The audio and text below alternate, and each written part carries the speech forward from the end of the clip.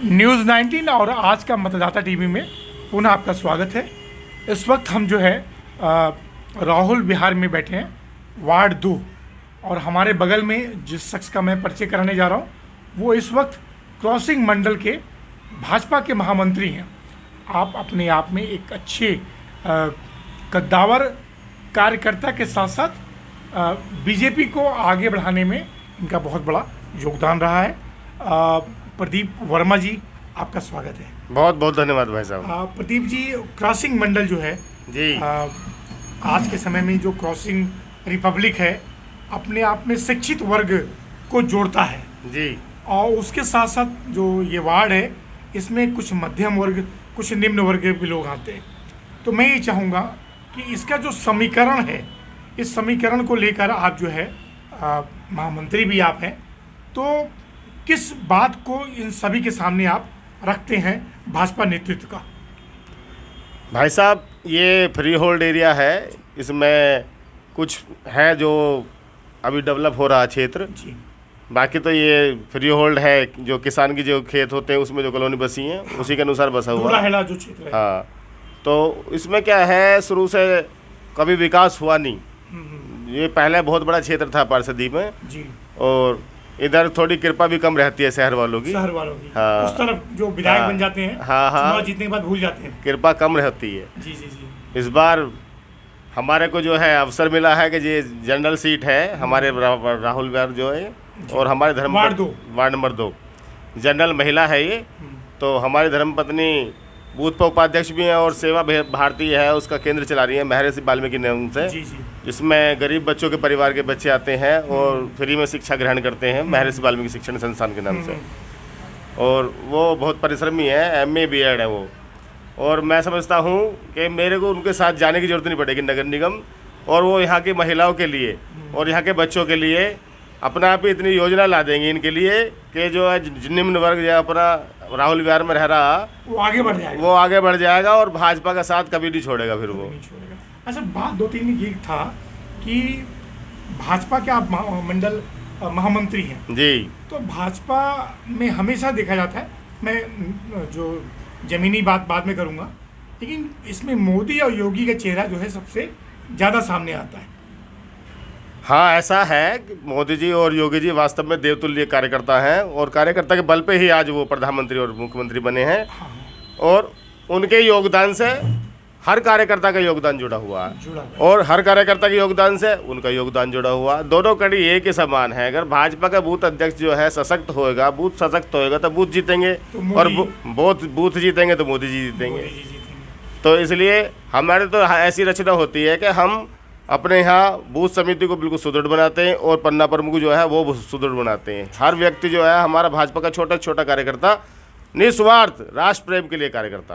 प्रदीप जी, जो निम्न वर्ग के लोग हैं उनको योगी मोदी की कौन सी योजनाओं को सबसे ज़्यादा आपने मतलब उन तक पहुँचाया, या उन तक वो बात पहुँच के उनको अच्छा लगा कि हमारे देवतुल्य मोदी जी और योगी जी हमारे लिए ये कार्य कर रहे हैं? कौन कौन सी योजनाएँ हैं?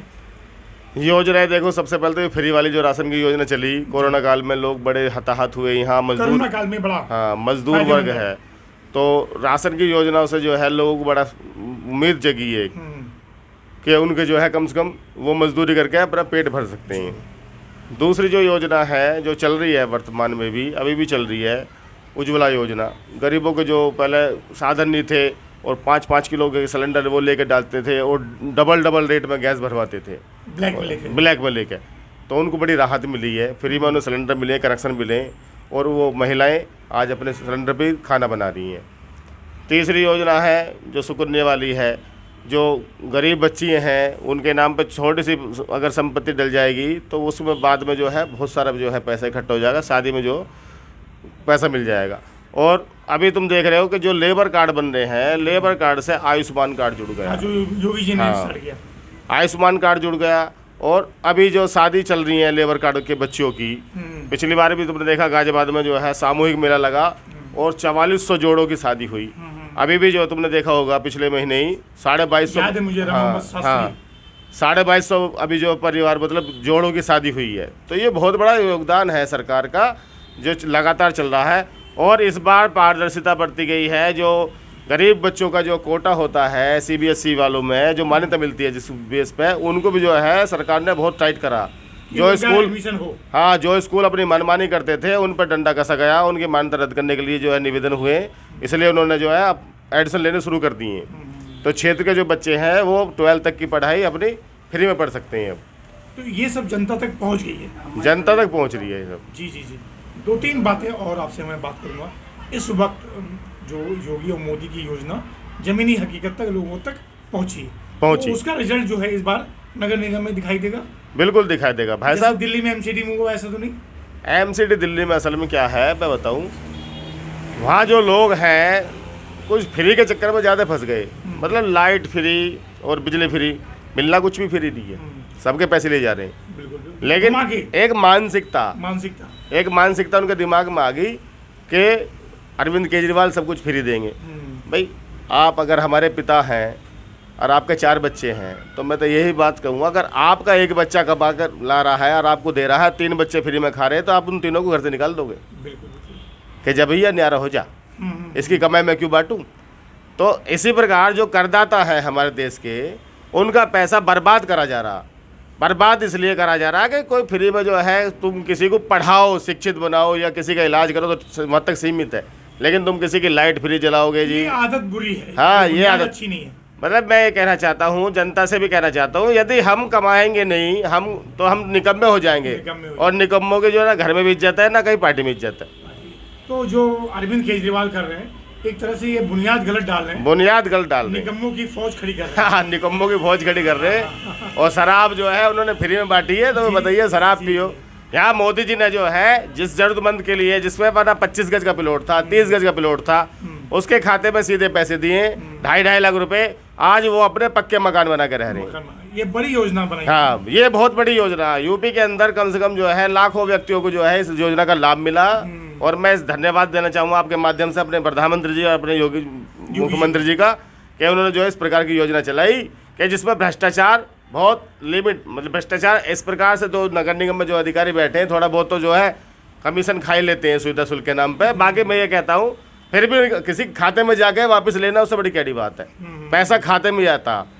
तो अगर आप जो है, हाँ, पारदर्शिता जमाने में था वो नहीं है। हाँ, कोई इल्जाम नहीं लगा सकता किसी जो लाभार्थी है उसके खाते में सीधे हाँ, पैसा जाता। जो हमारे स्वर्गीय प्रधानमंत्री जी राजीव गांधी जी कहते थे ना कि सरकार 1 रुपया भेजती है और 1 पैसा पहुँचता। अब हाँ, अब पूरा पहुँच रहा। अच्छा, एक बात और, जिस क्षेत्र में हम बैठे हैं, मैं थोड़ी सी भाजपा की अच्छी नीतियों की बात कर रहा हूँ कि ये बिल्कुल क्या बोलते हैं NS24 बिल्कुल चमकदार हो गया, बिल्कुल पहचाना नहीं जा रहा है जी। तो इससे क्षेत्रवासियों को क्या क्या लाभ मिल रहा है? इससे समय का बहुत बचाव है, पेट्रोल में बहुत सेविंग हो रही है। पहले यहाँ 1.5 घंटे 2 घंटे लोग जाम में लगते थे। विजयनगर से छिजारजी तक पहुँचने के लिए 2 घंटे लग जाते थे। खतरा था भाई, जान का भी खतरा था। क्रॉसिंग आदमी जो है, क्रॉसिंग सही नहीं थी, लोग जबरदस्ती घुसते थे, आए दिन एक्सीडेंट होते थे।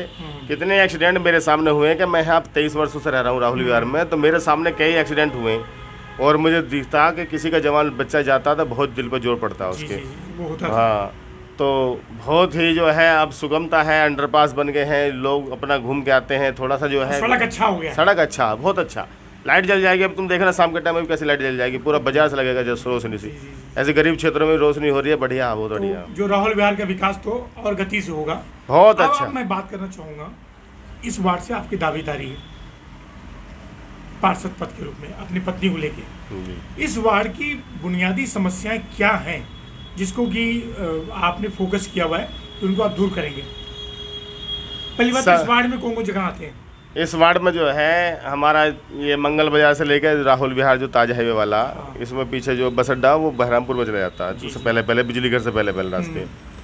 दूसरा फिर ये सिद्धार्थ विहार में जो जाएंगे आप 20 फुटे के साथ में जो 8 गली लगी हुई हैं वो हमारे वार्ड में आती हैं, बी ब्लॉक वाली। बाकी इस साइड के सारा आता है, अनिल सप्लाई के यहाँ तक।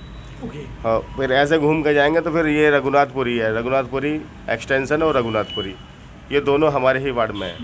हाँ, हमारे वार्ड में ये वार्ड जो है आपका बिल्कुल मध्यम वर्गीय वार्ड है, मध्यम वर्ग, जहाँ विकास के भी बहुत ज़्यादा काम होना बाकी है। हाँ, अभी बहुत काम बचा हुआ है। होंगे इसमें? अभी इसमें 14,176 मतदाता। 14,176 मतदाता है। तो ऐसी स्थिति में इतने वार्डों में बुनियादी दिक्कतें क्या हैं? जल भराव की, सड़क की, खड़ंजे की, बिजली की, क्या क्या है? एक तो सबसे पहली समस्या है यहाँ पानी की। अब जो पीने वाली पानी। हाँ, जो हमारे प्रधानमंत्री जी ने योजना चलाई है, हर घर नल वाली योजना, उसमें विलम्ब इसलिए हुआ कि हमारे यहाँ 3 साल पहले जो है एक टंकी का उद्घाटन हो गया था और ठेकेदार का पैसा लग गया था। कुछ पटवारी की गलती से या तहसीलदार की गलती से या किसी गलती से जो है ज़मीन, कोई विवादित ज़मीन दे दी गई ठेकेदार को टंकी बनाने के लिए। वो काम ऐसे ही यथास्थिति में पड़ा हुआ। मुझे बड़ा दुख होता जब गली गली में समरसेबल की मशीन चलती है। जिन लोगों के 70-80 हज़ार रुपये एक समरसेबल में खर्च हो रहे हैं, बहुत ही बेकार पैसा जा रहा।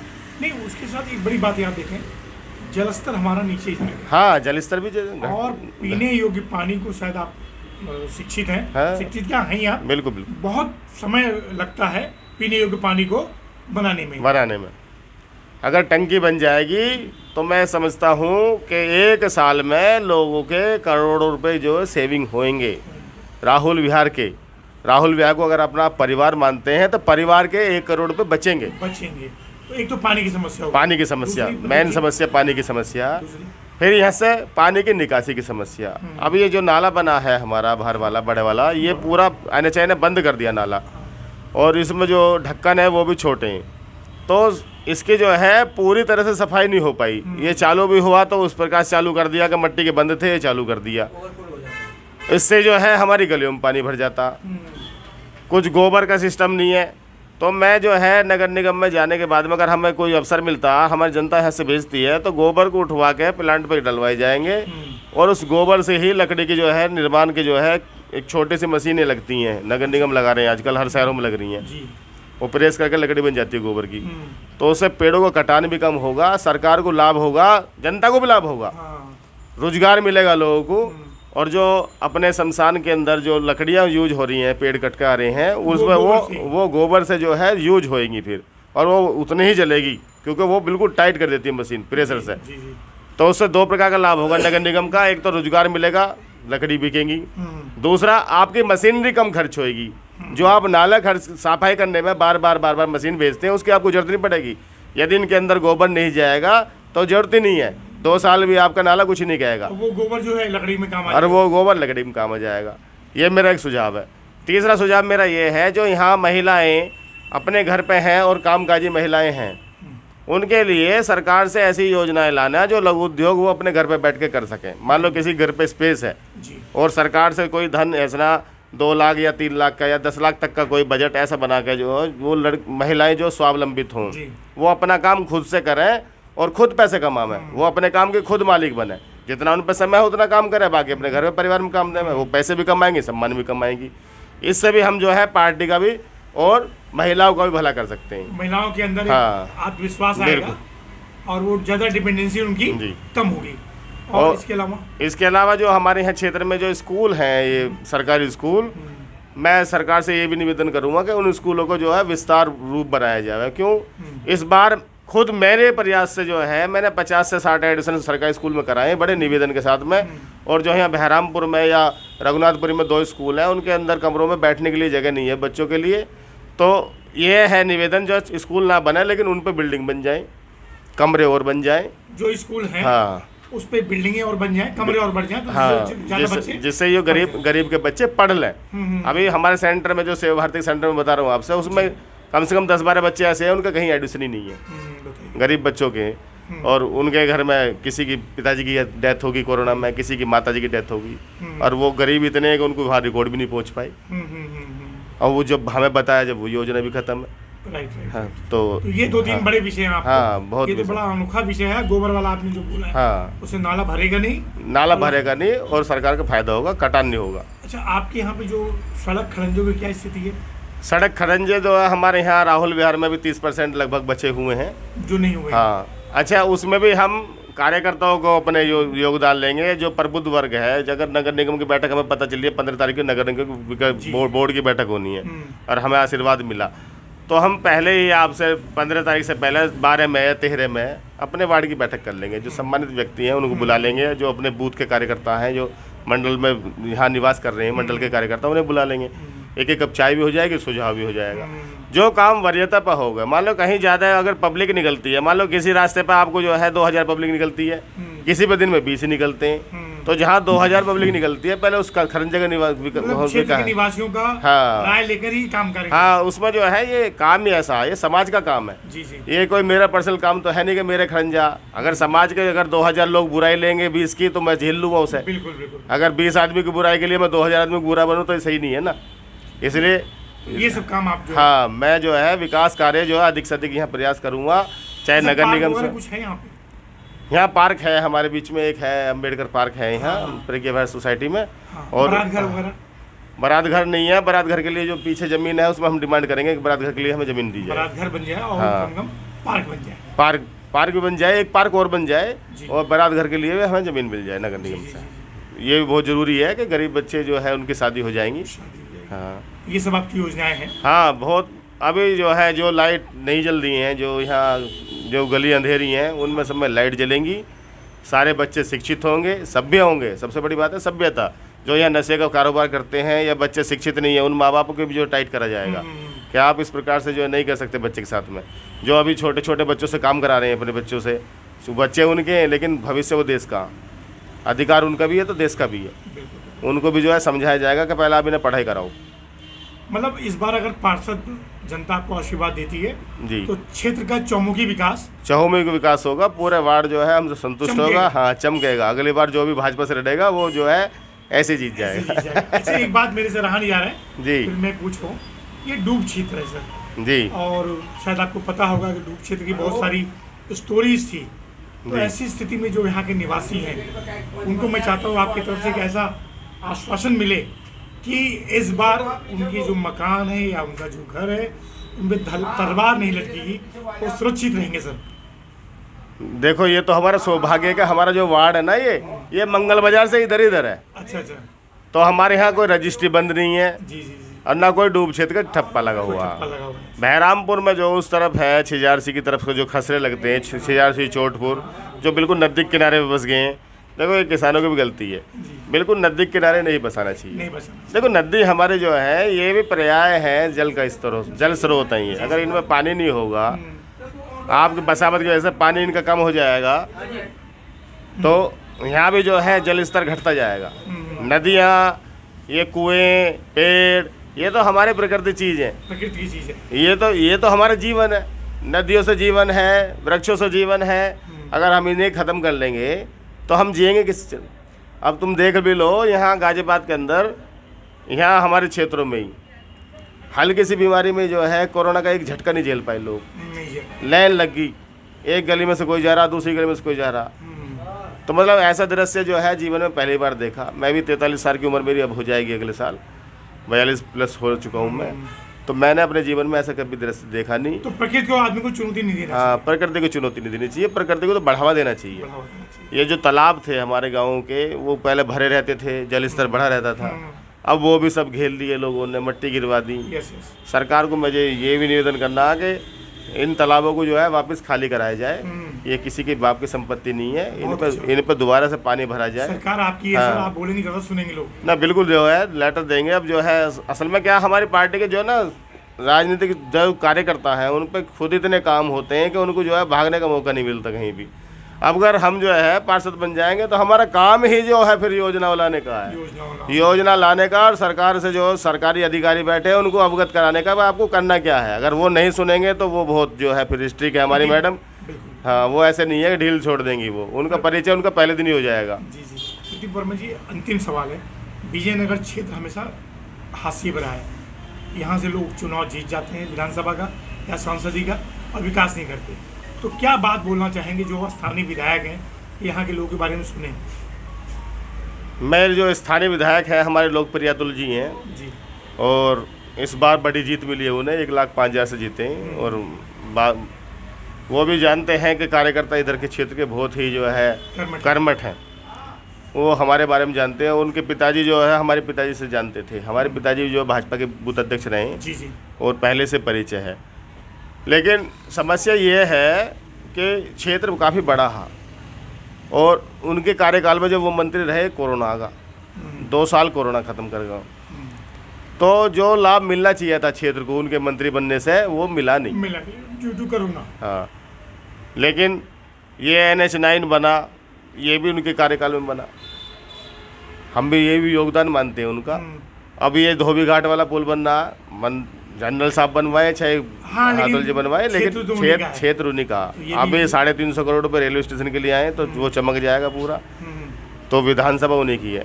लेकिन मैं निवेदन करूँगा विधायक जी से कि वो राहुल विहार के लिए या ये जो क्षेत्र है, ये 5 वार्ड जो हैं हमारे मंडल के, इसमें क्रॉसिंग को अगर छोड़ दें, वो तो GDA चलो डेवलप करेगा उसे, जो बाकी जो फ्री होल्ड वार्ड है इन पर थोड़ी सी विशेष कृपा कर दें। और अगर उनके विशेष कृपा इस बार हो जाती है तो मैं समझता हूं कि उनके इसी वाली योजना में जो इनका विधानसभा कार्यकाल रहेगा, ये क्षेत्र बिल्कुल चमक जाएगा।